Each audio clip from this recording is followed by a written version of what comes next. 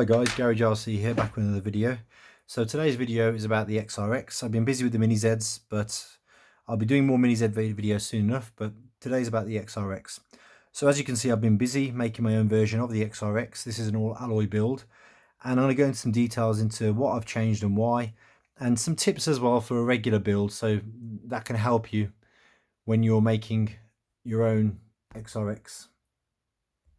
Okay guys, so before we go on, please subscribe to the channel. If you're viewing this video and you're not subscribed, hit that notification bell, sub the video, like the video, so that at least then you'll see my next videos every time they come up. Moving on guys, so this is an all alloy build, and as you can see here, I've eliminated as much plastic as I can, purely because this is a car I intend to adjust quite a lot, and also this is a 98mm build that I'm going to eventually turn into a 110, 120mm build for the 1/24th scale shells. So I wanted to have parts that would withstand being wider, longer, stronger for that reason. So I went about changing everything to an all alloy build. We'll start with the gearbox quickly, just to show you what's inside the gearbox. So in this instance, we've got a fixed rear diff as comes standard with the car. All the cars I'm doing now, I'm going to be upgrading to these alloy gears for the main locked diff. So I'm doing these as options as well on current builds, but any new builds I'm doing, I'm going to pop these in there, and they're just that bit smoother. This particular gearbox though has got the second gear also as alloy, so the inside of this gearbox is all alloy. I haven't gone with the ball diff yet, but that's for tomorrow. I will be doing another video about the ball diff. I've got one ready here to build, just haven't got round to it. So that's the rear gearbox. The rear arms are adjustable, and I've done that so I can use different length drive shafts. The XRX, you get an option, I think 10.5 and 13.5. Here I've used GLA drive shafts purely because it gives me that in between to get the extra width, and I can adjust the arms via some screws here, there, and that allows me to move the arms in and out, so I don't need to go above a 2 offset wheel or a 3 offset wheel to get it wider. And again, this is going to become useful when I go into the larger scale cars for this XRX. As you can see, there's no top deck. That's because I've got a front alloy bulkhead and a rear alloy bulkhead. This works particularly well if you've got the standard 94mm alloy plate chassis, because you just get that rigidity. Once you've lined everything up, that top deck you don't always need. You can do, I've seen this done with the plastic front and rear gearbox as well, and with the alloy build, it's just that little bit stronger, that's all.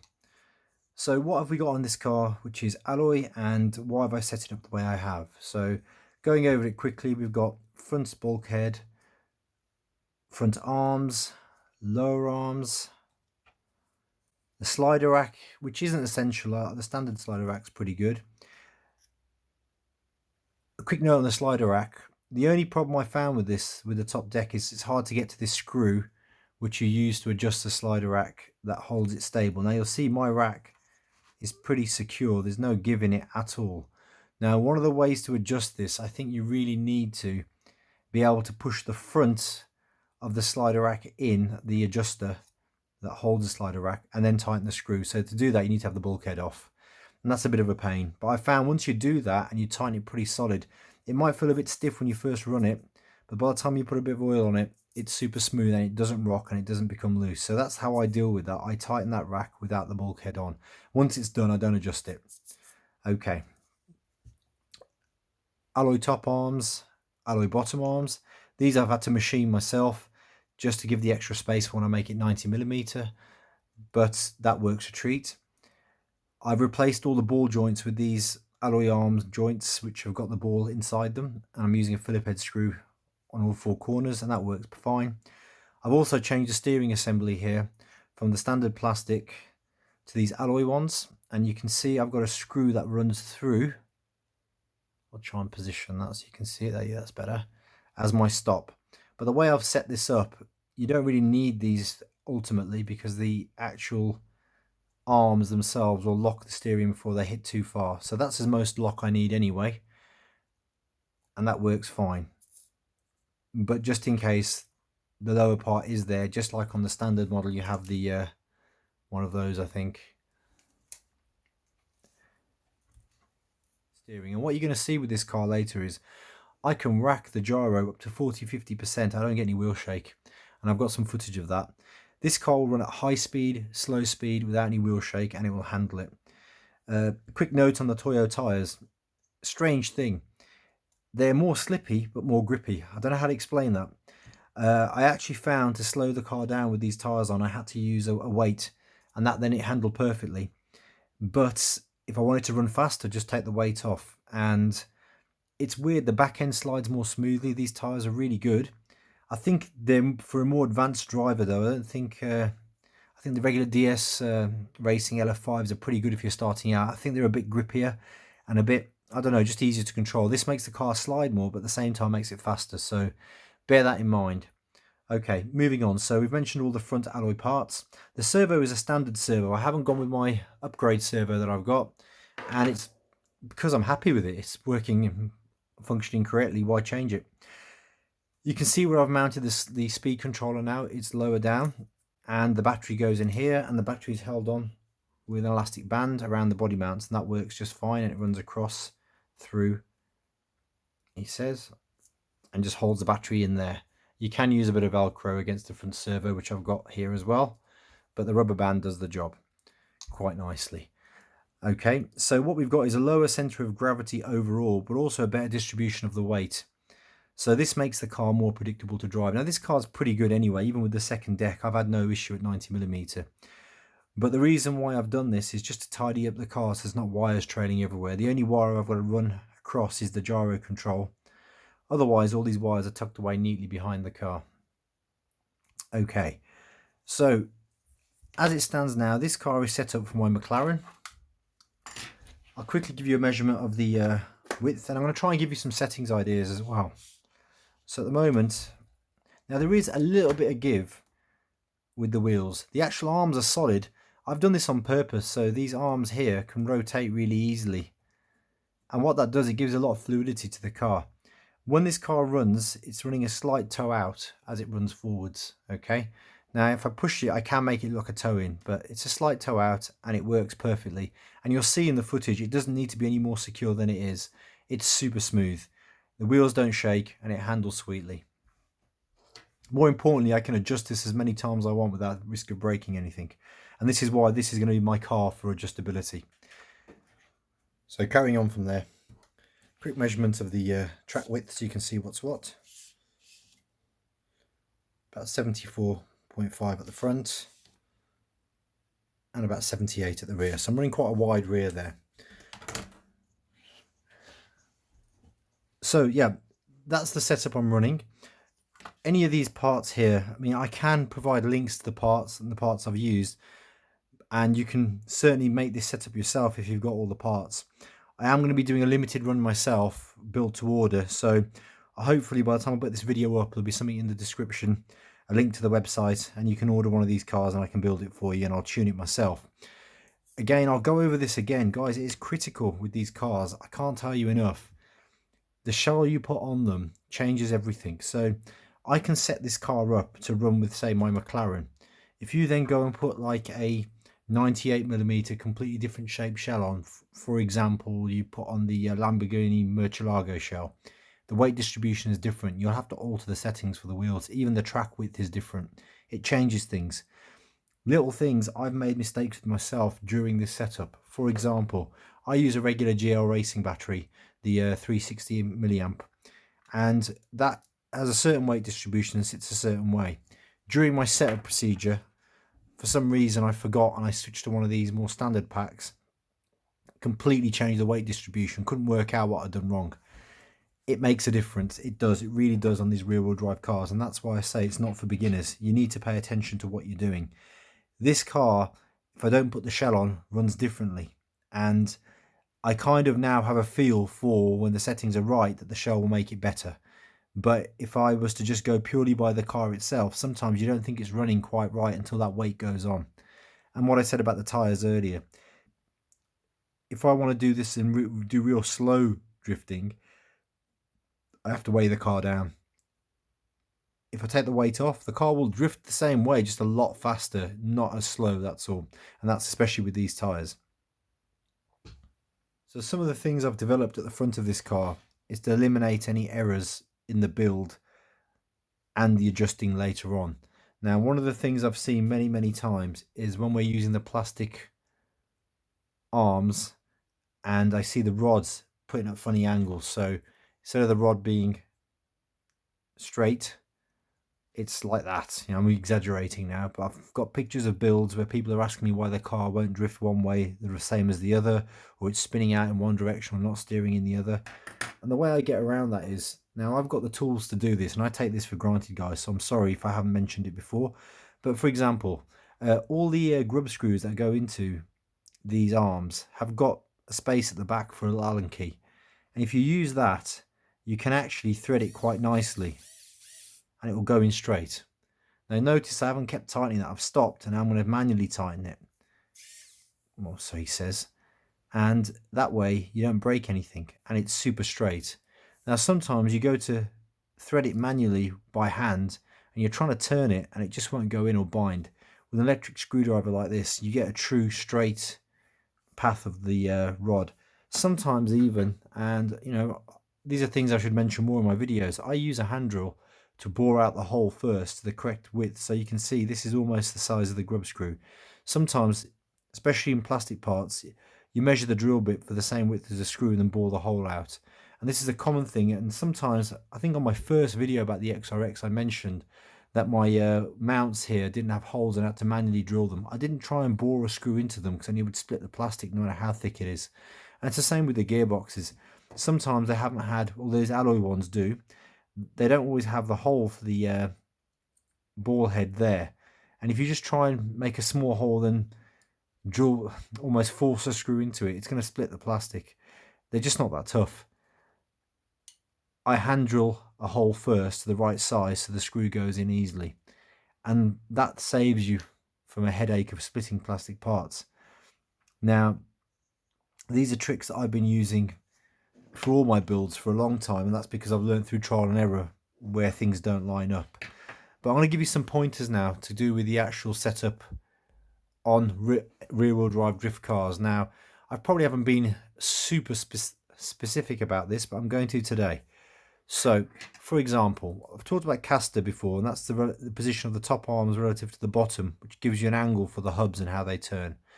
Now, I've got this with the caster set as far back as possible, and you can see the lower arms, okay? And you can see that they're level. Now, I've actually got washers here to hold these arms back, and I've got washers inside the lower mounts here to keep those arms forward. Now, in the set, you do get, and I'm trying to find them, a little bag of washers. Now, the XRX DPA instructions don't tell you what these washer bags are for, but they're basically to tune the car. And you put the washers where you need to. So here's my 90mm Porsche, and you can see that arm is moving like crazy. I'm going to slide it backwards and forwards. And this one as well. Look at that.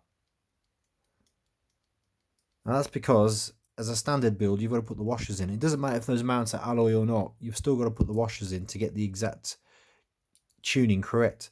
So it doesn't matter that I've got the top caster set correctly. My arm's moving backwards and forwards. That's going to affect how my car handles.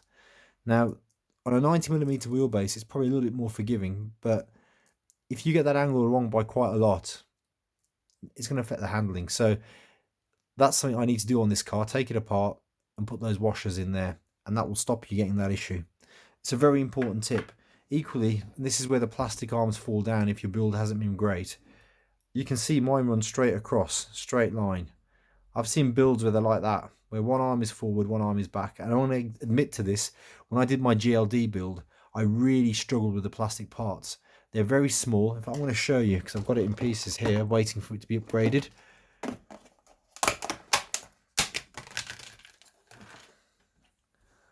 Right, guys, now, I think I've sorted it out on this particular, if you look at it here, but before it was all over the place. And actually, no, it still is a little bit. Let me just see if I can just straighten the arms up enough so you can see.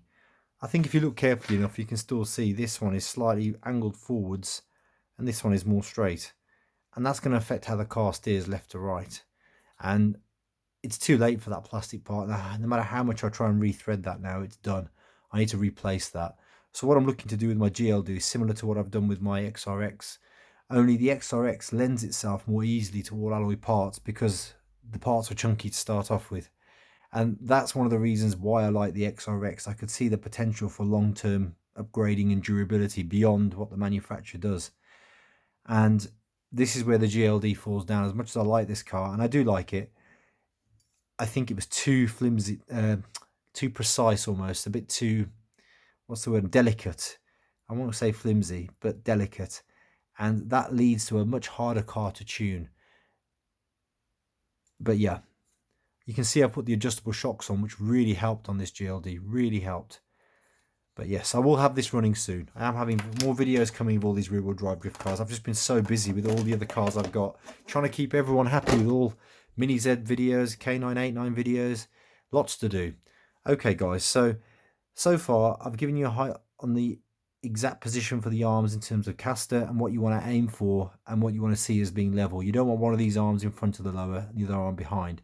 I'm going to put a picture up in a second of me reassembling the car, making a schoolboy error, and you'll see what I mean about having the arms the wrong way around. Guys, I've gone as far as, on purpose, flipping these arms to have the caster completely set back. So carrying on from that, I've had a few people ask me about ride height, and they want me to be more specific about how I set my ride height up. Okay, again, it varies from shell to shell, but the general rule I have is I tend to have the rear higher than the front, okay? So I'm going to exaggerate, but I almost want the rear to be higher than the front. I don't want the front to be higher than the rear. I find with these mini RC cars, if the front is higher, if the front ride height is higher, then the car won't still understeer or completely ride forward. So I do like to have a little bit more rear ride height. Then I tune it based on the shell. So obviously if I've got too much space in the arches, I'll lower the front, then lower the rear, still trying to keep the rear higher. Overall, if I show this from the front, I do like to see some suspension travel, but you're never realistically going to get this much movement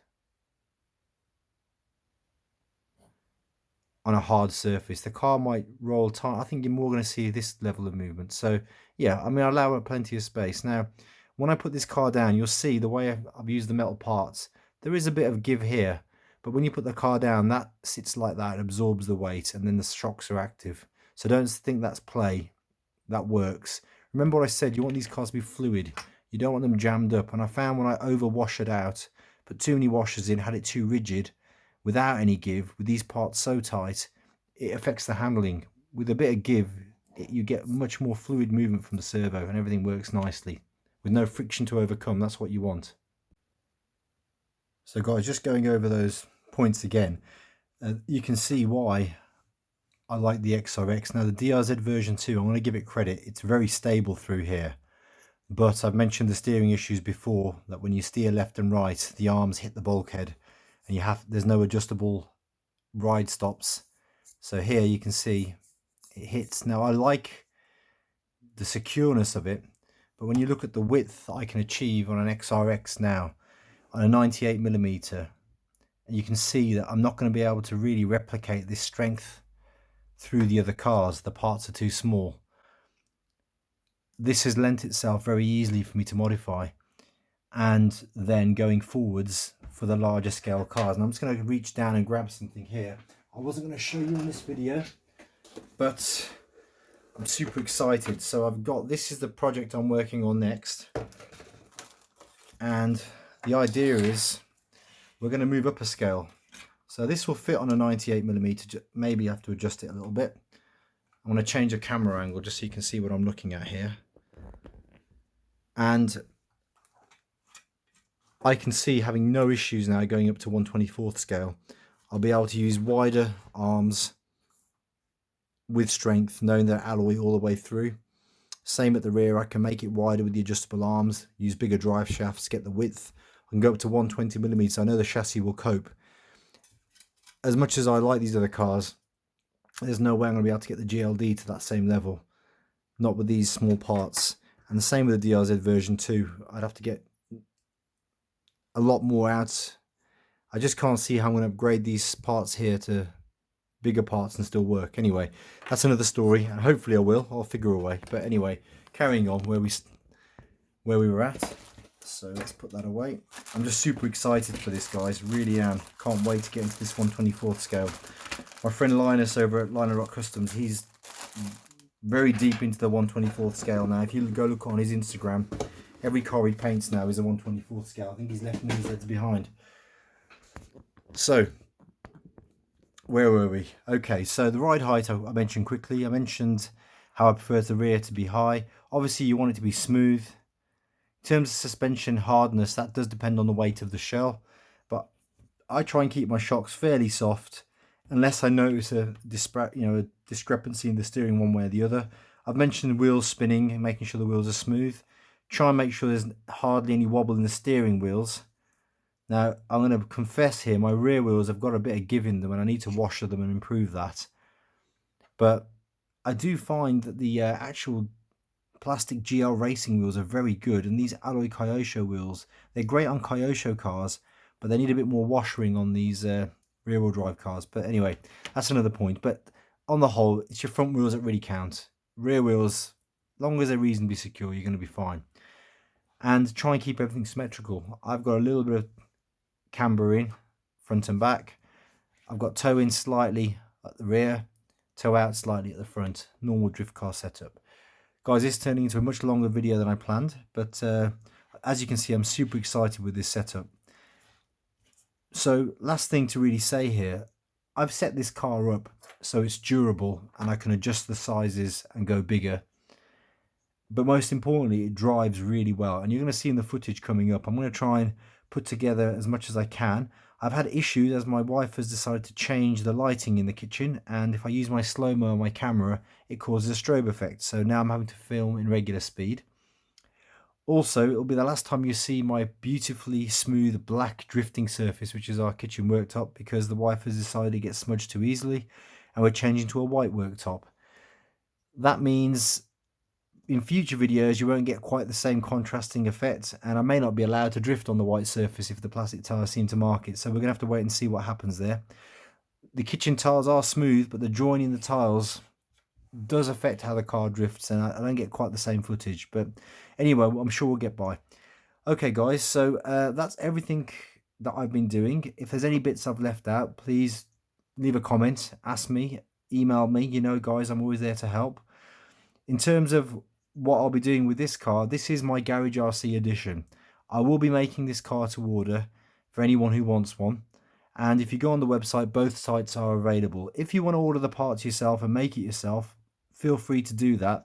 I haven't published an instruction manual how I've done this. I'm trying to leave enough bits in this video so you can see, and I will leave the links to the parts that I've used so you can order them directly yourself. A lot of these parts are from Banggood, so they're not that expensive. Obviously, it still takes time to tune them in, and I've had moments where tuning this car has tested me. Tuning any of these rear-wheel drive drift cars, you seem to get something right. You make one false move and suddenly the whole thing doesn't steer correctly. Actually, before I go out, I am going to make a few quick points. If your wheels are turned and your car's going straight on, check that the rear ride height isn't too low and the front ride height isn't too high. Check your caster isn't too far forward. Make sure that that front caster is slightly set back so you can see the lower wishbones, these lower arms. That will normally solve that. Also check your suspension, make sure that it's actually allowing the wheels to grip, so you don't want it so hard that when you do that there's no give and the car just moves straight on. These are simple points. Check your weighting. I've got now a single deck with weighted gearboxes, well, bulkhead and gearbox front and back, and that balances out the weight. Check your battery weight. If I'm using this battery, I don't need a counterweight. When I use this one, I use a 10-gram counterweight towards the front of the car. It's just the way my car is set up. Check with your shells. This shell this car is set up for this shell. If I use another shell, I have to readjust my settings. It won't drift the same. It's not an all-wheel drive. You can get away with a lot on an all-wheel drive. On a rear-wheel drive, the weight distribution makes a difference. These are all things you need to kind of keep an eye out for, and that will enable your car to run smoothly. All the other tips still apply. You know, make sure the front wheels roll when you turn side to side. Make sure the wheels are rolling. That's one of these things. Sorry, That's one of the things I love about these Toyo tyres. They are great in terms of their smoothness when rolling. The wheels do seem to grip and roll quite nicely, whereas sometimes with the DS Racing, when they get a bit worn, you find that they almost kind of stop rolling. Okay guys, there's a lot to cover there. I'm going to leave you with some drift footage if I haven't cut it in already. Watch the car in action, and please subscribe to the channel. Your subs all counts. I've got a lot of people that watch the videos that don't subscribe. Guys, do me a favor, hit that sub button, and I'll see you guys all in the next video. Angle this time, so we're starting off with zero gyro first, just to show the balance of the car. You can see, even with zero gyro, I've got some control over this thing.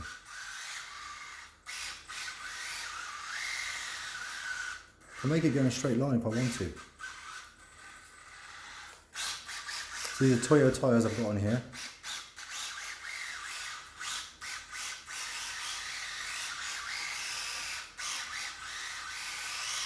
Okay.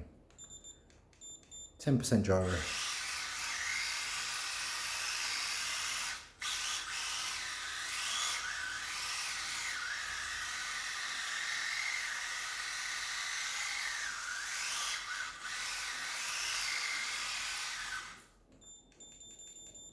Right, 40% gyro now. Now notice the wheels don't shake.